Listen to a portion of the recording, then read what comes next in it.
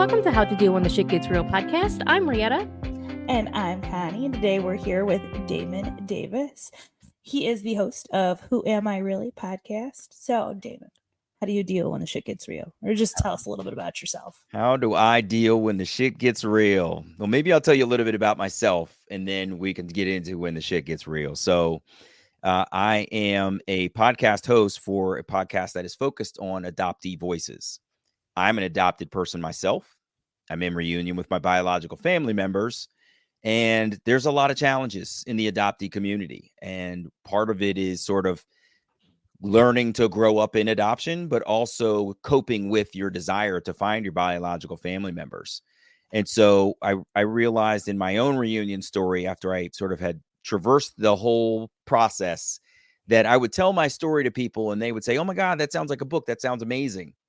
And it felt really good to know that, my story was resonating with people. But then every once in a while I would hit another adopted person. They would say, "Oh my God, that's amazing, but that'll never happen to me." And I said, "Why?" And they would say, "Well, I'm scared to search. I don't think I can get access to my birth records in the state where I was born. My adoptive family has told me they don't want me to search. I have already found my biological family and they don't want to know me." Right. And I could go on and on and on. So the point is, like, the shit gets real for adoptees because we have to deal with these challenges among many others. That's kind of that's the intro to sort of who I am and what I do. I'm happy to tell you a little bit about my story and then maybe share a little bit about the podcast and what I've learned so far. Absolutely. I'm already intrigued, and it's been 2 minutes. Yeah. So. When did you find out that you were adopted? Yeah, so I grew up with the knowledge that I was adopted. I was an infant adoptee. So I was born and placed into foster care immediately at the age of 3 months old. And interesting fact that I learned after reunion with my biological mother is that I was born via cesarean section in the 70s. So what that means is my birth mother walked away from my birth with a scar on her body to remind her that I was in the world for the rest of her life. What ended up happening after that was my parents had moved from the Midwest to Maryland, and they were not able to conceive. They decided to adopt, and it happened to be around the same time that I was born. An interesting thing that came out in my reunion with my biological mother also was that I was not born as Damon Davis. What a lot of people don't realize is in adoption, many adoptive parents who adopt an infant are offered an option to name the child as if the child had not come into the world with a name that their biological parents gave them. So sort of two things can happen. The birth parent might assign a name as if they were going to keep and parent the child, or they might not assign a name and the child will end up being named by the adoptive parents. So I was born Michael Anthony Sullivan. The guy that you see before you would have had a totally different identity had I stayed with my biological mother. So these are the things that are sort of nuanced, interesting tidbits about adoption that I think most people don't realize. Does that make it harder to find your biological mom then, since your name was changed and you were obviously 3 months old, so you have no, unless your parents told you? Yeah, it's a great question because finding your biological parents can be challenging for a variety of reasons. If your biological parents don't want to be found, they will not make themselves available, right? They will potentially not be on social media. They will, have found all kinds of ways to notify the adoption agency that perhaps they didn't want to be found if anyone came looking for them. Certain states have laws that prohibit an adoptee from finding their biological relatives unless both relatives agree that they can be found. So if the state locates the biological mother and the biological father decides he does not want to be found, then in some states they will not allow you to know either one of them. It has to be this mutual consent that's incredibly complex. That's interesting. Yeah, there's all kinds of challenges. You may know your biological mother's identity at the time you were born, but if she got married once, twice, 3 times, she's changed her name, she's bounced around the country. Basically, in effect, her identity has changed multiple times. And so you have to have the ability to track that information down. You have to become a PI. Yeah.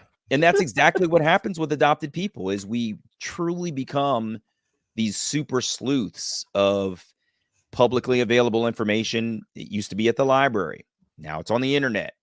Now it's through certain databases that you can get access to. It's through social media, Ancestry, and 23andMe in terms of DNA testing. There's a lot more resources that prevent us from being as anonymous as we might hope we could be. But they're, by the same token, all of those resources offer us a lot of opportunity for those women who do want to be found. My birth mother always wanted me to find her. She placed me for adoption. She always prayed for me, and she would get close to people in her life and say, if anybody comes looking for me, I want to be found. And she was referring to me, and she would sometimes tell them that she had given birth to a child a long time ago. So then why did she end up giving you up? She just didn't have the availability to care for you? Yeah, it's a really good question. So I learned in reunion with her that there was a fairly significant backstory in that her own sister had gotten pregnant unplanned before her. And she saw how her dad treated her sister when he basically said, you leave this house and don't come back until you're married, right? So he stigmatized her for her lack of, for her unplanned pregnancy.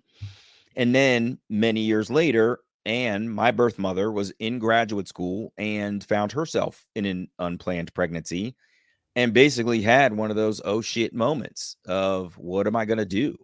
She thought that she was part of an extramarital affair, and she had been in graduate school. Again, she knew how her dad would react. And she called one of her girlfriends in Baltimore, Maryland, and said, girl, I'm in trouble. And they hatched a plan for my birth mother, whose name is Anne, to get on Social Services. She got her an apartment and basically made an adoption plan for me. And so she was, again, in graduate school, young woman, unplanned, and knew what the sort of possibility was for coming home with a baby. So that's the reason that she chose an adoption plan for me. Gotcha. Yeah, I mean, that's really rough. When your parents are acting like that toward an unplanned pregnancy, I mean, good for her for still sticking it out, going through the pregnancy, even though she knew it wasn't a possibility to keep you because of how her parents would have reacted. Yeah. And you actually are sort of partially touching on a really interesting point that I want to make sure we bring out here, which is going through with the pregnancy. Yeah. A lot of times people talk about adoption and abortion in the same breath, but I want us to think really critically at this moment here. You can't make one decision without the other decision. Yep. You first have to decide, am I going to carry this baby to term or am I not? After that decision is made, if you've decided to carry the child to term, the next question you can answer is, am I going to be the parent of this child or is someone else going to be the parent? So you can see these are not two sides of the same coin. They're two completely different coins. It's a linear decision tree. You can't make these decisions in parallel with each other. So I just wanted to draw out what you were talking about there, Connie, because I think it's an important point for people to understand. Yeah, she had to make both of those decisions. You're right. It is very linear. You have to decide whether they're going to keep the baby or not, and whether you're going to give them up for adoption or not. That's right. That's right. Yeah, absolutely.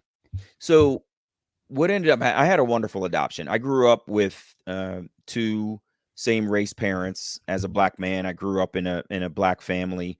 My mother was relatively light skinned. My dad's relatively dark skinned. My skin tone was in the middle. So we kind of looked like we could have been family from that perspective. And I had a wonderful upbringing. I grew up in Columbia, Maryland, and had a bunch of fantastic friends, went on to college and graduate school, and just had a whole set of wonderful, amazing life experiences. I went to Hampton University on the Eastern Shore of Virginia. Rieta, I know you're in the Virginia area now. And then, I went on to sort of a professional life, got married, and really a couple of pivotal things happened for me in terms of deciding to try to find my biological mother. Well, that was my next question. I set you up to set me up. Yeah, I didn't even have to ask the question. You just knew what my mind was mean, thinking. Damon is a podcast host. He knows where this is going. Absolutely. true, And that's I'm a true. little bit familiar with the story, so I kind of know where to go next. Absolutely. So the inspirations for me finding my biological mother were 3. One was when my son Seth was born. It was January 2008. It was a magical time for me because this is a time when a president that looks like me was just elected into office, right? Yeah. And so there I am at home with my son, and it occurs to me, I'm hovering over this kid. He's sort of on his back. He's, flailing his hands and kicking his little feet. And he's super, super cute. And I'm looking down on this dude, and it really strikes me. This is the first biological relative I've ever known in my entire life. And we made That's a big this kid. epiphany to have. Isn't that crazy? Yeah. It was really wild. So as an adopted person, unless you were a kinship adoptee, which means you were adopted into your own biological family, so parents are out of the That's scene, probably so you live real with rare. aunt or grandma, that's a kinship adoption. Mhm. Pretty much everybody else is not related to anybody and usually Yeah. doesn't know their biological relatives when they're growing up. So for a lot of adoptees, that first child can be really, really impactful for the reasons I just named. Yeah. It's crazy, right? Because I would look at my son all the time and be like, "Oh my god, I fucking made that, man! I know. Holy shit!" I know. And you look at them and you go, sometimes it's funny. You look at your kids and you go, man, I'm really proud of that. Like, look at that little guy. And then you look at the other parts and you go, ew.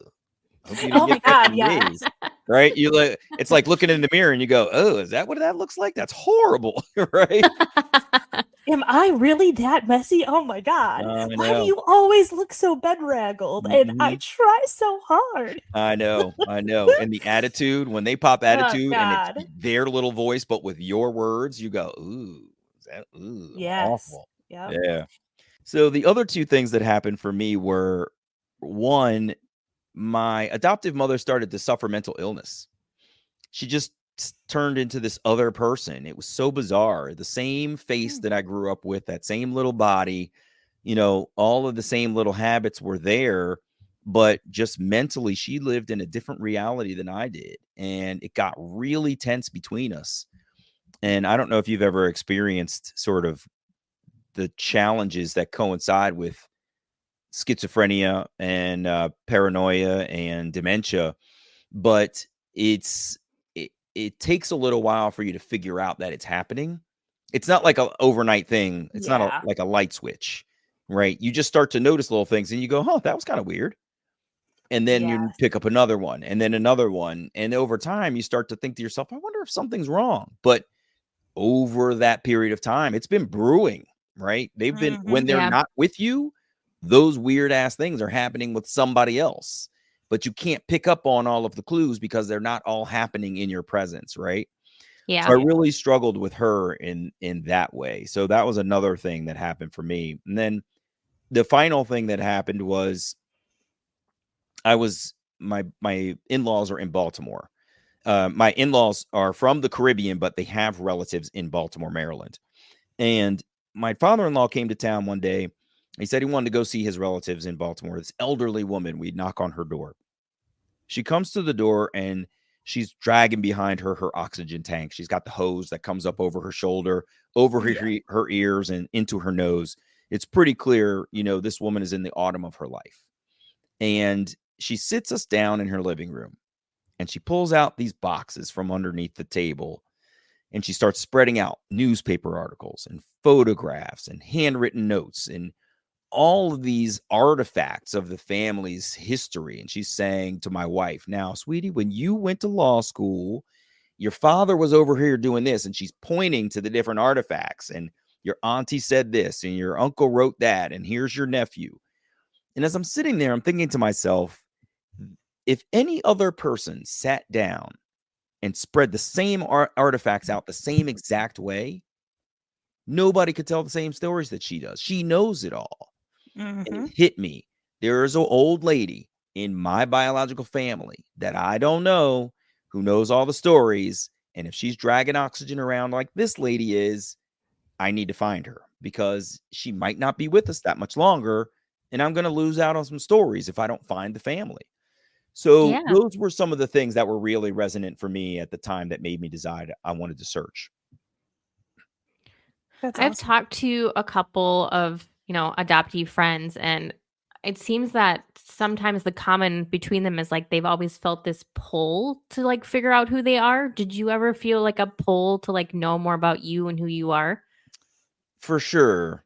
Because once you know you're adopted, you can't unknow it. Yeah. You can't unthink about whether there's other parents out there. And I think it hits a lot of people differently. So funny story, when I was starting my search, I reached out to a social worker and she was sort of quizzing me as she's instructed to do about why I wanted to search and sort of how I'm doing and things like that. And giving me some backstory, she said, what I have found in my years is women tend to search before men do, and men tend to search when they have their first child. And that's Oh, exactly that's where I funny. was, Yeah, that right? makes sense. But I've posited that I think women start to search before men because you women are taught earlier about reproduction, right? That Oh yeah. you, one, know that your body can do what brought you into the world.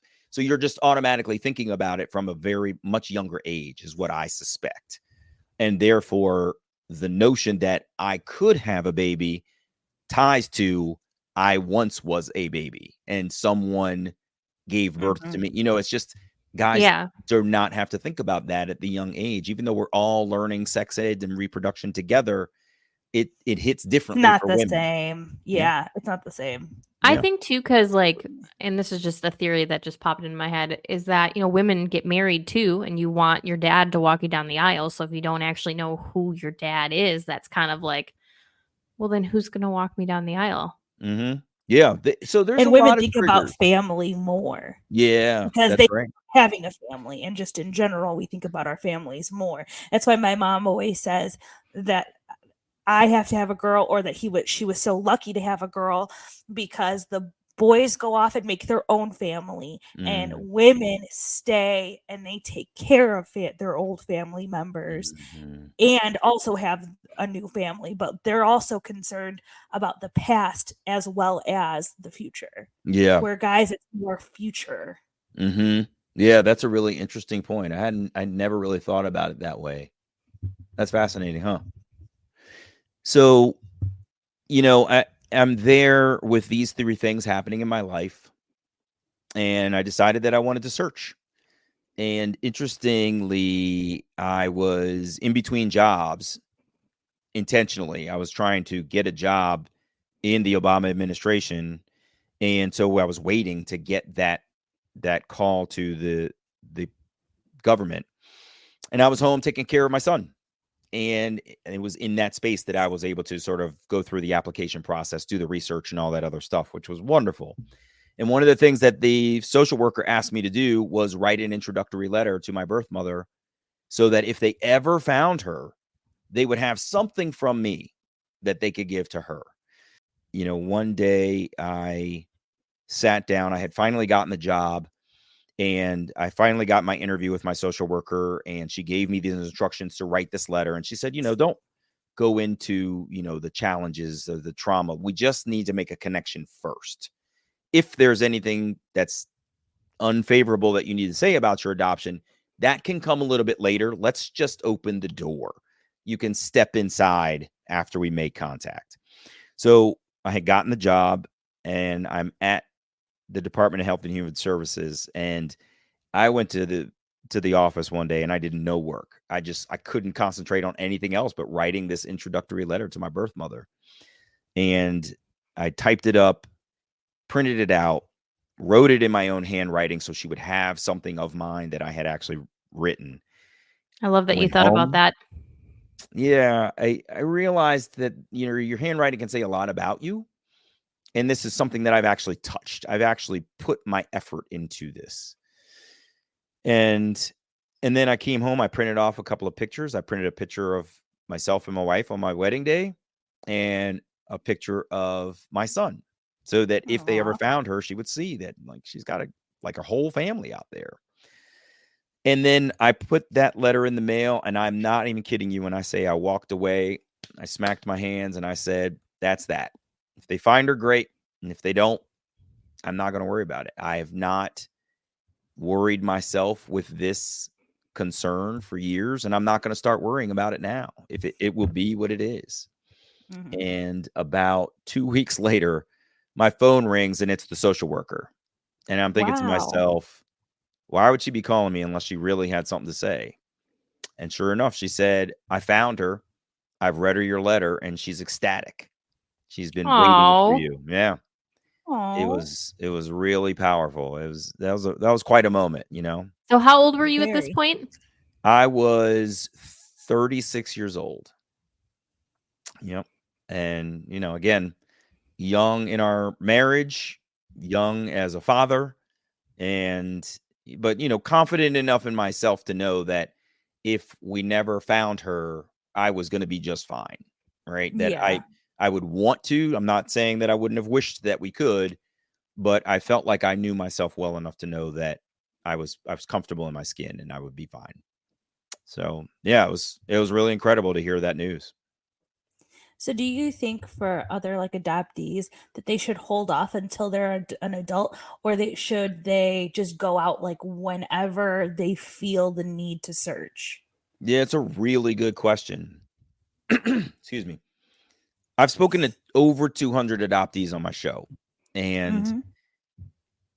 everybody has a different story as to when they were catalyzed to search.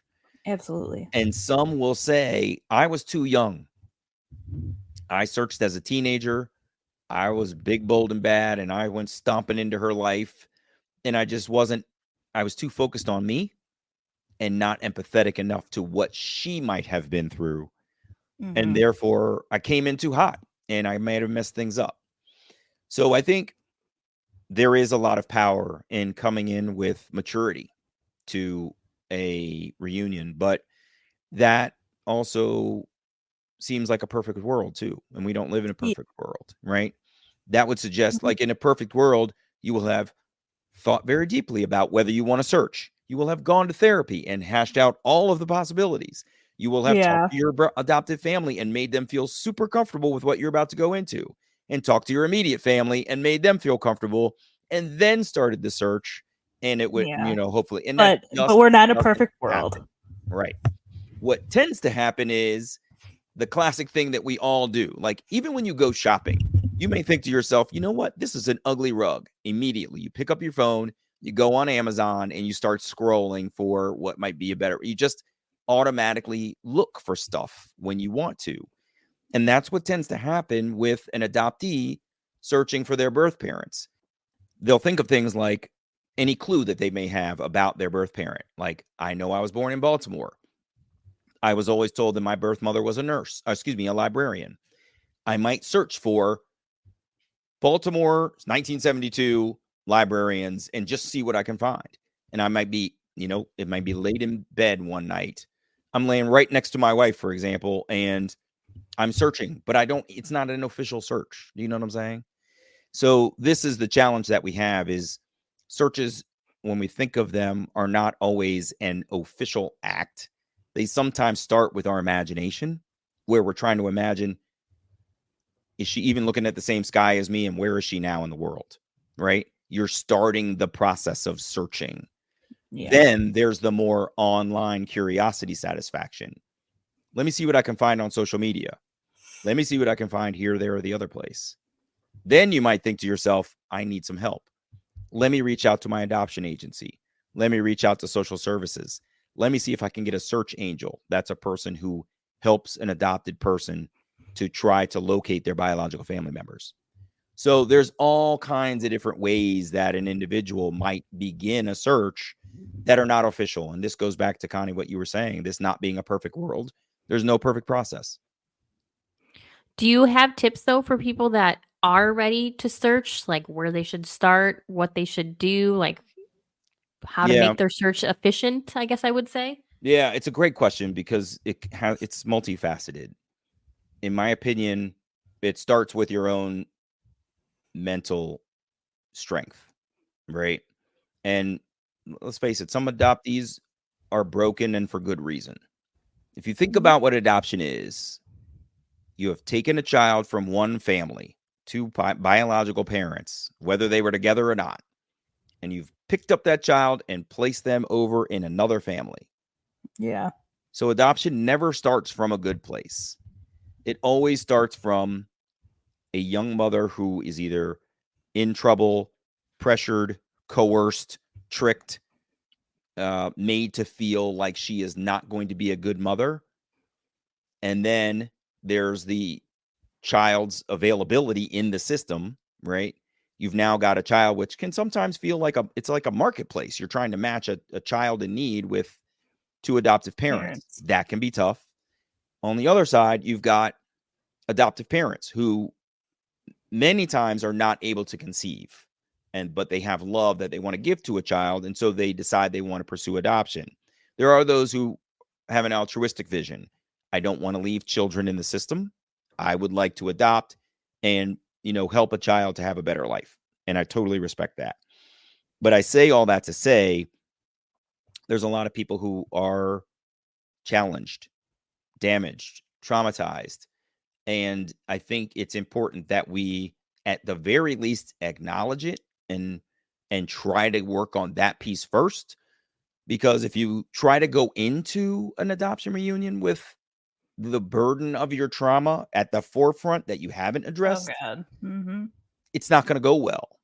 So there's work that needs to be done on the part of the adopted person.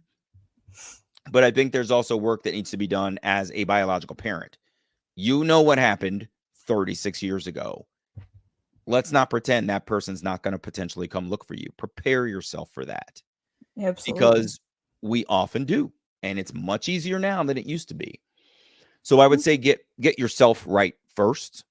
And then in terms of search, it's important to just gather as many clues as you can to try to find what might lead you to an individual you're looking for. And you also have to prepare yourself for some very hard possibilities. You might find a grave. You might find somebody that's not receptive. Non-birth Mhm. mothers and birth fathers have said, look, that was 36 years ago. I'm so done with that situation. I don't need this now. I've moved on. I've remarried. They don't want to Those be that in reunion. goodbye. Yeah. Yeah. And so it's a very unfortunate thing that you have to prepare yourself for is these people may not want to know me. And then there's also the challenge that a lot of people don't realize is you can find a family and not actually really be in a reunion. You just kind of know each other, right? Because you've had your own life. You've had your own set of experiences. I had grown up for 36 years with two other parents. How was I going to integrate into the lives of two new parents, right? If they Yeah. had children and they, live wherever they are, how do you just parachute into someone's life and say, new kid on the block, right? Like it's a Surprise! hard, right? Surprise, I'm back. It's a tough thing for people to get used to. And so I think there's a lot of preparation that has to happen on all sides to consider what the possibilities may be. Speaking of preparation, did you prepare your parents for finding your birth mother? That's a good question. I was fortunate in that from very young, my adoptive mother had always told me, if you ever want to search, I will help you. And Oh, that's nice. it was really great. And I never really appreciated it until it was time to search. Oh, of course. But what was interesting about that is this is a woman who always told me she would help. But now when I'm ready to search, she's suffering mental illness. Am I Mhm. going to That's get what right. I need from her in this delicate time where I'm just trying to preserve our relationship? Now I'm telling her that I'm looking for another mother, a potential, Yeah. in her eyes, possible competitor, which shouldn't be the case, but it is. It's just this is how people think of themselves is I'm number one, anybody else is number two. And it's unfortunate, but I was very, very lucky in that when I told her that I thought I wanted to search, the part of her brain that was still there and remembered that she had committed to that upheld her promise. She dug Oh, through that's her, great. she dug through her records And she mailed me a whole bunch of stuff. I had a baby book and she had written down a bunch of things, and I was able to track down Baltimore City Social Services and get going on my search. It was really incredible. I was very lucky. That is lucky. Yeah. That's awesome. Yeah. So do you have a good relationship then with your biological mom now that you've done your reunion? Yeah, I did. It was really wonderful. So I'll just tell you a quick story. So I dropped that letter in the mail and had a picture of myself and my wife and my child in it. I was very fortunate that within 2 weeks they found her. 2 weeks after that, she calls me back. She says, "Your birth mother has sent me a letter. Do you want me to read it to you, or do you want me to mail it to you?" And I said, "I want you to read it to me, but you got to give me a minute. I'm going to cry. I got to get out of here." I was in my office. So I went outside, sat on a park bench by myself, called her back, and she reads this letter. And it's amazing. She's a social worker. She's super sweet. She got this angelic voice, and she's reading my birth mother's words to me in this super sweet voice.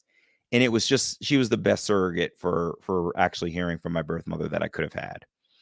And in the letter, my birth mother has told me that she also went to Hampton University, which is where I went to college. So we are 36 years apart, never known each other, and we attended the same college. Oh my That's so God. cool. She actually went on to tell me in reunion that her father, her uncle, and herself all went to Hampton. So Hampton was in the family, and I never could have known that. It's crazy. What's It's like that? your higher self knew. I'm Like, telling you, it's you so You were were on a directed. Yeah. You were on a bizarre how path. these connections stay with you. It's really wild. Absolutely. Her letter goes on to say that she was really happy that I had been so thoughtful in my letter, and that she would welcome being in contact. And she said that her birthday was September 20, whatever it was. And I paused my social worker. I said, "Wait a minute. Are you telling me her birthday is tomorrow?" And she said, "Yeah, I didn't really even think about that." But as she was reading me the letter, it was the day before my birth mother's next birthday. So Oh my God. we finished the letter, and she gives me my birth mother's phone number, and she says, "It's up to you guys now. I'm going to give her your number. You now have her number. I'm going to leave it up to you to figure out how you want to proceed."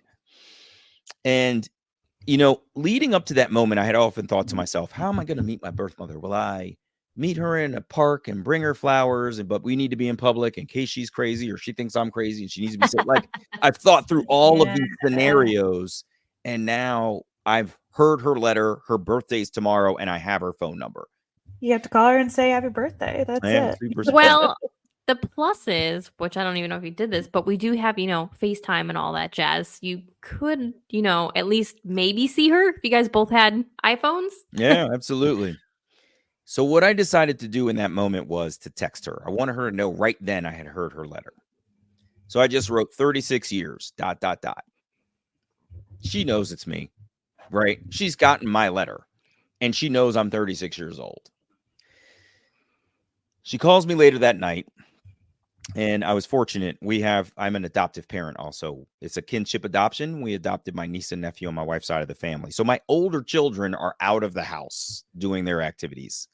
I had a full hour to sit and converse with my biological mother for the first time. And it was so cute. She calls, her voice is so sweet and timid and quiet, and you could tell she was on the verge of tears. And she says, you can call me any time of the day or night. And she was just so happy to talk to me. And I asked her everything. Where have you lived? What do you do? Where do you work? All of this stuff. And it was in talking to her that I realized that she lived only like 30 minutes north of me. But throughout my life, we had kind of lived parallel to each other. I was living in Columbia, Maryland, and she lived Jessup or Laurel. And so we were just always near each other.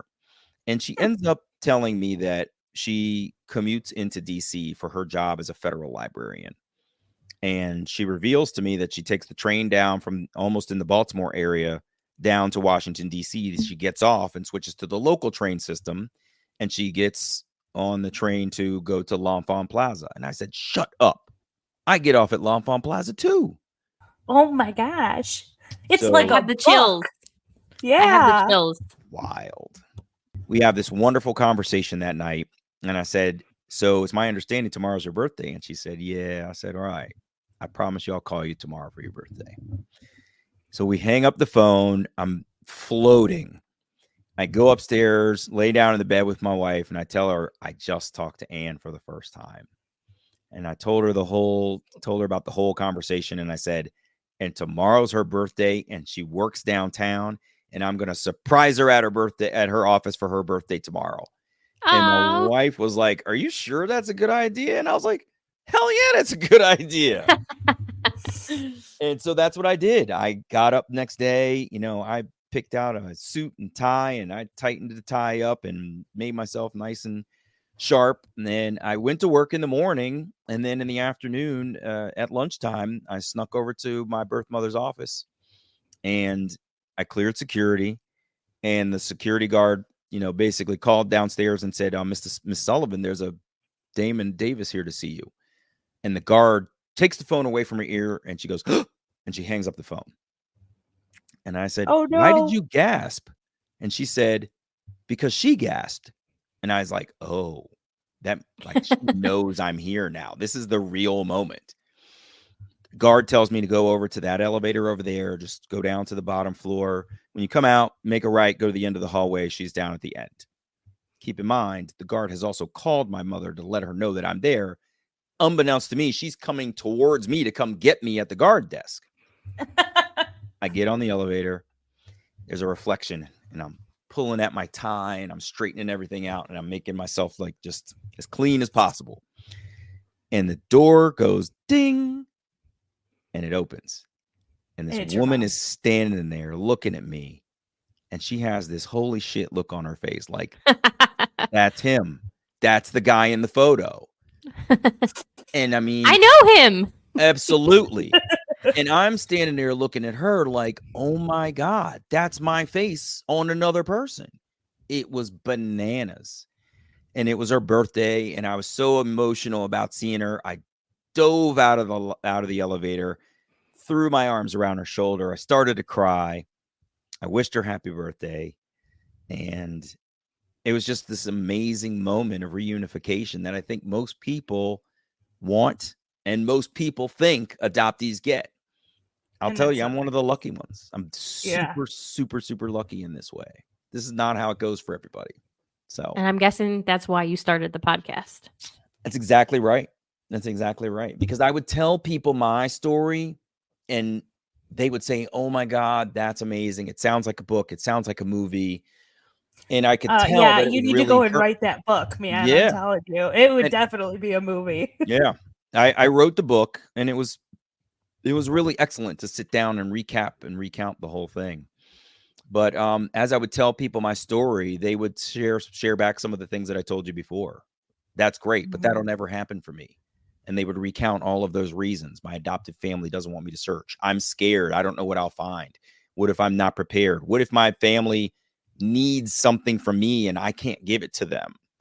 All of those. I mean, there's just on and on and on and on. There's 100 different reasons why adoptees have different reasons why they do or do not want to search.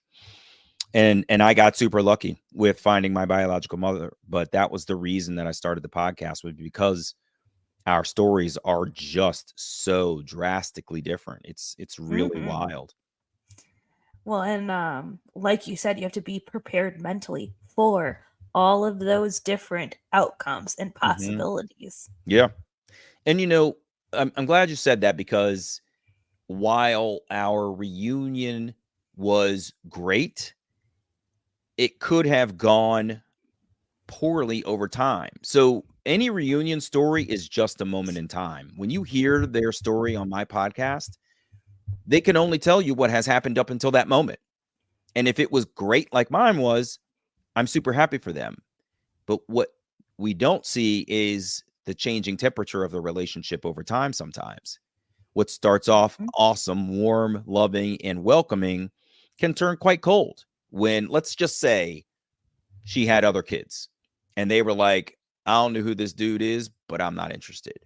And so she now has this question of loyalty to the children that she raised versus me, who I was the firstborn. You know what I mean? Yeah. And she might choose them. She might decide, I don't need this drama. This was wonderful to have this experience, but I'm out. Or she might choose to stick it out and find herself with one leg in two lives, right? Mhm. So it can be really tough for people to think about an adoption reunion as being complete, when in fact, it's an ongoing journey that has ebbs and flows, just like any relationship. You know, I was we've gonna got say that's any relationship. exactly. There's days Absolutely. when you absolutely probably love your husbands, and there's days when you're like, I cannot believe this was the decision I made. You know what I mean? Like that's how relationships are. And Oh Yeah. yeah. And it yeah. goes both ways. I'm sure there are days my husband is like, "Why am I Mhm. here?" Mhm. Yep. Mhm. Yep. That's right. And so this is the challenge of adoption reunion is you end up with multiple people who've lived multiple separate lives, and you can be very, very different from each other, you know, especially if you grow up in different socioeconomic strata, if you grew up in a different religious background, Mhm. just your geographic, you know, upbringing. If you grew up in a rural small town and your parents are big city folks or vice versa, like you're just going to have different ideals and views of the world that can unintentionally prevent you from finding a good strong bond over time.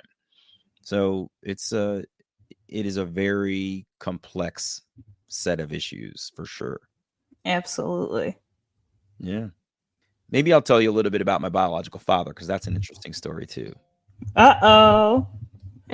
So you may have caught that I said my birth mother thought she was in an extramarital affair. Mhm. So Mhm. when she was in graduate school in Detroit, she got pregnant from a guy she was dating. And when she went to call this guy, he was a police officer in Detroit. She called the police precinct and she asked to speak to this gentleman. And the operator at the police precinct who answered the phone said, "Sure, no problem. Is this his wife calling?" And that was when my birth mother realized I am not his wife Uh-oh. and I am in big trouble here. Uh-oh, yeah. So, unfortunately, the gentleman said he was going to support her, but he didn't.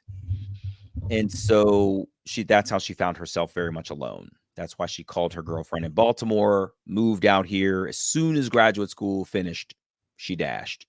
And she told me later in reunion, she never went back to Detroit. If she was flying across the country and there was a connecting flight in Detroit, she would take a different flight course. She was not going back to Detroit for any reason. It's really interesting. And so when we reunited, she told me she was an open book. And my first question to her was, "Who's my birth father?" And she names this guy, the Detroit police officer. So when she told me the story of how he had been unkind to her and they broke up, and then he was not supportive when she was pregnant, I was like, screw this guy. He didn't help her then. He doesn't get to know me now. Then she passed away. So we had a wonderful 6-year reunion, years I could not have ever hoped for. Or, I mean, it's just an incredible set of good fortune that I was able to find her before she passed. But then after she passed, I realized, I can't really hurt her feelings in any way if I find this guy. So, and you can imagine, if you don't know your biological parents your whole life, the curiosity of Yeah. knowing who this second person is, it's overwhelming. So as much as I tried to fight it, I ended up searching for this guy and I found him. And you remember how amazing the phone conversation was with my birth mother when I first met her. I mean, we just had instant rapport. I've talked to this guy and I was like, I have no desire to speak to this guy. Like, we just had nothing, You were like, no, nothing. thank you. No thanks. I'm out. And to give you an indication as to why I felt that way, one, he's just like this loud, overbearing, boisterous guy. And then what he ended up doing was I told him the story of how I had found Anne and therefore had found him. And I asked him about her, and he said, I don't even remember your mother. Oh no. Yeah, Yeah, that's okay. mhm. Bye. I was like, Yeah, really, that's dude? mm-mm. I'm At coming first, I to was like, you. "Oh, that's the Midwest." When you were like, "Oh, he's loud and obnoxious," I was like, "Yeah, same Midwest for Dude, sure." and I could have forgiven the loud and obnoxious thing, but when you just heaped my mother on top of a pile of other Yeah, women you don't remember, while being bye. married, great. Bye-bye.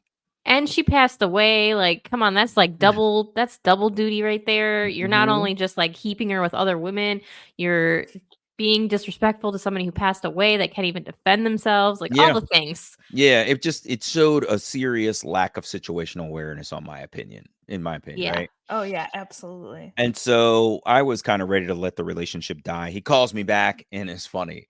He says, he called me back and he says, I'm looking for a job. I would take a job and blah, blah, blah, blah. And I was like, dude, you didn't even know I existed. Like, I didn't even know you 2 seconds ago. And you're asking me for a job. Get Then he out of calls me here. another time. I'm excited to see you. I'm going to rent an RV and I'm driving across the country to meet you. And I don't know if you've ever seen National Lampoon's Christmas Vacation, Of course. but Oh there's that yes. scene where Uncle whatever his name is parked out in front of the house Yeah. with his ugly ass RV and he's dumping sewage in the sewer. And I'm thinking this guy is going to drive across the country in this ratty ass RV and park in front of my house and embarrass me in front of my neighbors. Oh my And God. fortunately, he never Did followed it? through. But Oh, thank God.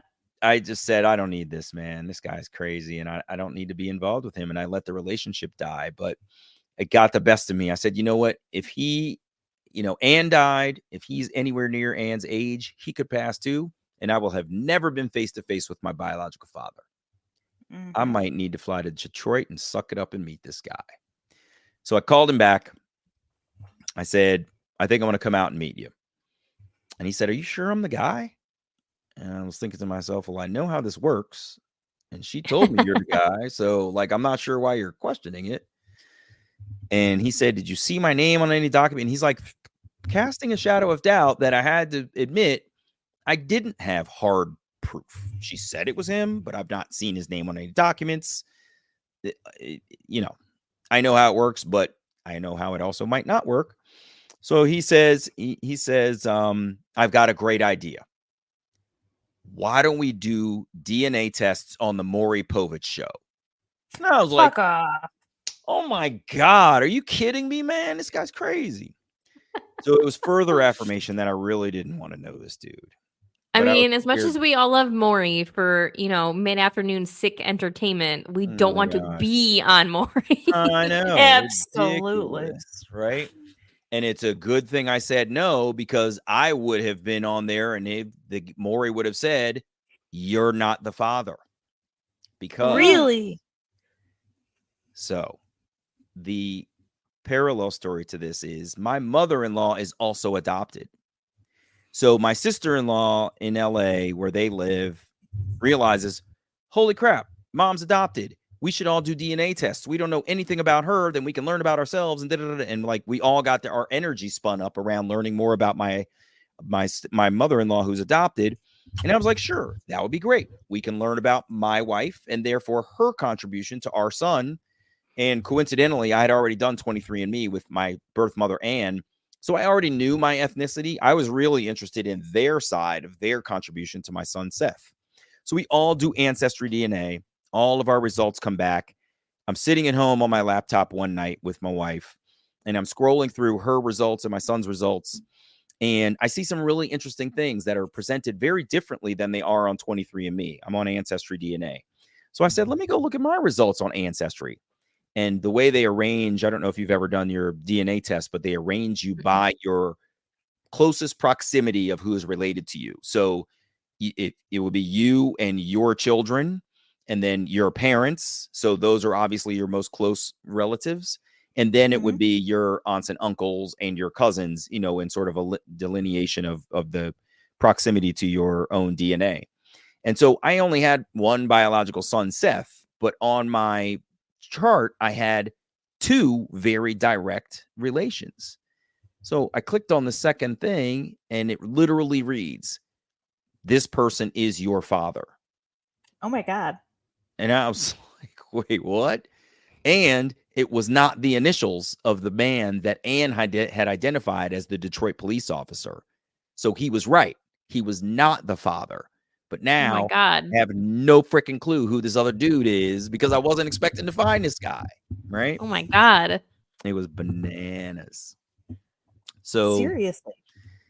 we are sitting there. First, my wife and I are flabbergasted that we've made this revelation completely accidentally. So Seriously. I know, it's really wild. Cutting a long story short, we ended up reaching out to this person, and I get him on the phone, and I reveal to him this whole saga of how I have found Anne, how she identified the wrong guy, how by being on Ancestry DNA, I have eventually found myself with him. And he just sat there in silence. And he was just like, huh.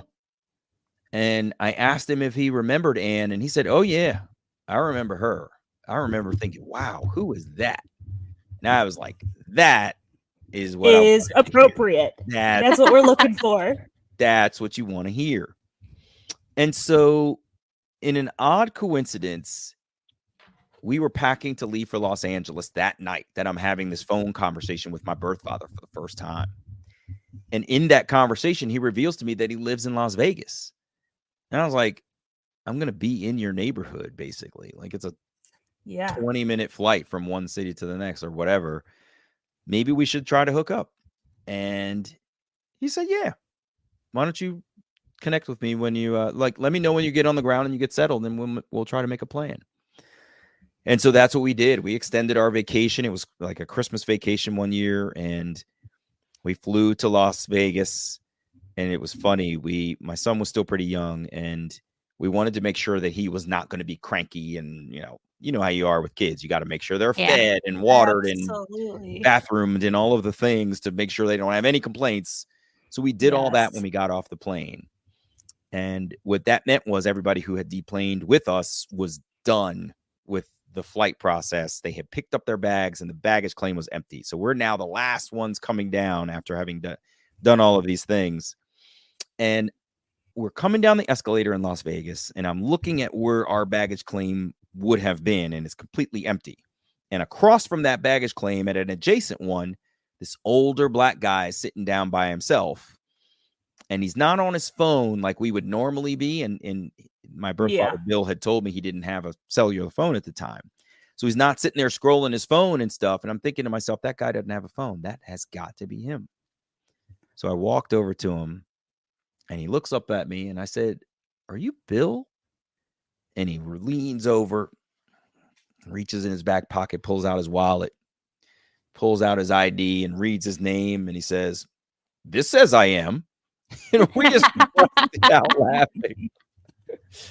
And he stands up, and he just gives me the biggest bear hug that was so incredible for a person who didn't even know that I existed. Keep in mind, the guy in Detroit had been told that he had gotten Anne pregnant. Even though he wasn't the guy, he knew that he had a quote-unquote son in the world. When I came and found Bill over the phone, he had no idea that I existed. So for him to stand up and embrace me in that loving way in public in the Las Vegas airport, it was just amazing. And so he took us back to his home and sat us down. And I'll tell you that in an interesting coincidence, Anne and Bill had both been in library studies in Detroit in graduate school where they met. And they both ended up being genealogists. So when I met Bill in Las Vegas, I sat down at his table, and he pulled out an entire family history that he had researched on my paternal side of the family. Oh my God, that's when amazing. I met Anne in DC, my birthday almost immediately followed hers. And for my birthday, she gave me a book. I'm looking at it on my bookshelf that has all of our maternal family history that she had researched from that side of the family. So it was really, oh my God, that's awesome. It was incredible. That is awesome. I only wish Anne would have known that it wasn't mean old cop guy, that it was actually Bill. What do you think happened? Was it just like unknown identity? Like, if I had to speculate, so let's think this through for a moment. I don't mean to be crass. This is just facts. This is just the possibility of what could have happened. So you're dating a guy and you sleep together, you break up. A couple of weeks later, you start dating somebody else. You sleep together, you realize you're pregnant. Who do you associate the pregnancy with? Yeah, the most The recent last guy guy. you were with. And really, it's the guy before. And it was the guy before. She was already pregnant when she started dating the second guy. So without knowing timelines at all, that has to be what happened. She had been with one of her fellow students. And it was just a fling, I think. Because when I talked to Bill, he said they didn't have a relationship. But that's probably what happens. Well, they had a fling, and then she started dating this other guy, and then you might not detect that you're pregnant immediately. It might take you a while to figure that out, especially if you're not expecting it. Exactly. So of course you would think it's the last person you were with, and that would have been the Detroit cop. That makes sense. Well, good thing it wasn't the Detroit cop. Man, he's a bucket of crazy. I know. It was really wild. So that's my story. It's been an amazing thing to live through and experience, and it's been really complex though, because it sounds amazing, but that piece in the middle where my adoptive mother was losing her mental faculties is really tough. This is a woman that I loved very much, that was raising me, and the same person that she used to be was gone.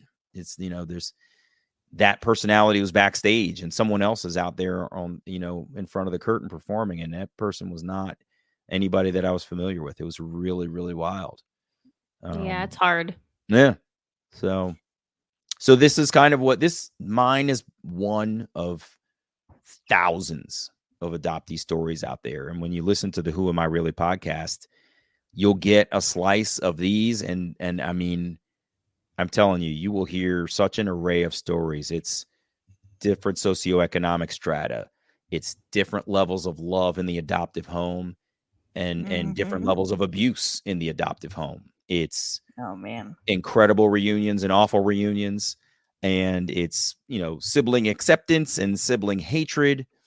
I mean, I've heard things that I never could have predicted were part of the adoption narrative, but they all are. It's really, really wild. So it sounds like it. I loved your story though. It's awesome.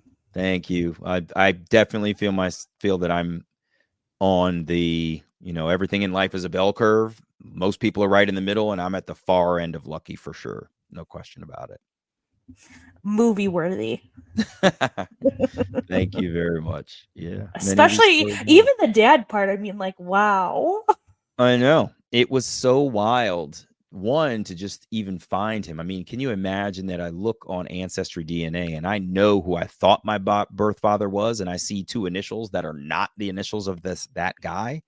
Seriously. Like, that's just a whole other mystery there. And, fortunately, both families have been very accepting. My maternal and paternal sides have both been open, accepting. I've been on family reunions on my paternal side. I've been out with my cousin in Baltimore on my maternal side multiple times. But, one of the things I want to just hit on really fast is the stories of the birth mothers are not as told as some of the other ones. Like, for a long time, the adoption narrative was controlled by those who were sort of supporting the adoption process, the agencies and the brokers and all of the social workers and things like that, and the adoptive parents. The advent of the internet has allowed for a lot of adoptees to come forward with their own stories, but also we now have stories of birth mothers coming out who have felt silenced, othered, disempowered, and they're starting to rear up and say, listen, you need to hear this piece too. And absolutely. And there's a lot in there. And I say that because what I started to tell you was my maternal aunt, when I found my birth mother, Anne, said, when you came back, she was like a flower that had been watered and came to life. Like something had been dark inside, and she came to life in a new way. That's beautiful. Yeah. And I think I'm lucky that happened for her by my presence, because it doesn't happen for everybody. Some reunions, adoptees will come back. And what we have to keep in mind is when I return, I've been looking for you for days, months, weeks, years. And that birth mother may have been dreading that for days, weeks, months, years. So she might not be prepared for that reemergence. And if she has sequestered everything that happened to her back then and not revisited it, not dealt with it, a lot of birth mothers were told, you're going to go over there to your auntie's house on the other side of the country. You're going to have this baby. And when you come back, we're never talking about this again. Yeah. And so they don't. So now you've got an adoptee who is returning to the life of a birth mother who has never spoken about what has happened to her. And all of her trauma comes back because now she's trying to remember that whole situation because you, the adoptee, are asking who my birth father is. Tell me about my conception. And she has to relive all that stuff.